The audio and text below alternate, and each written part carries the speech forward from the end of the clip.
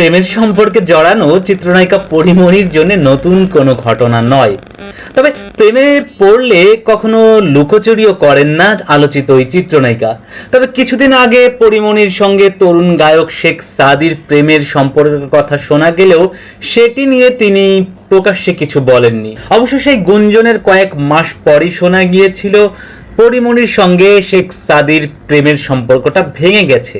তবে সর্বশেষ গত 10 আগস্ট ঢাকার একটি 5 তারকা হোটেলে পরিমণির ছেলে পুণ্যর জন্মদিনের আয়োজনে গায়ক শেখ সাদিকে দেখে অনেকেই অবাক হয়েছেন।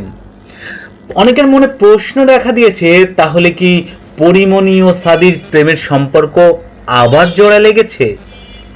যদিও এবারও এই দুজনের কেউই এ বিষয় নিয়ে মুখ খোলেননি। তবে আগস্টের শেষ সপ্তাহে এসে যেন প্রেমের গুঞ্জনকে আরও উস্কে দিলেন পরিমণি।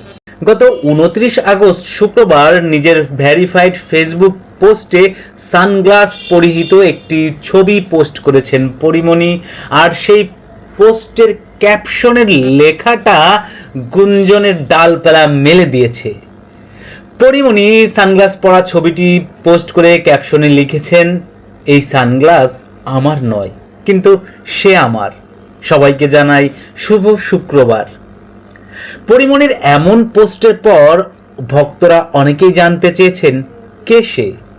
কেউ লিখেছেন পরবর্তী প্রেমিক তাহলে কে, কেউ লিখেছেন ভালোবাসাই শক্তি, কেউ বা আবার করেছেন নেতিবাচক মন্তব্য।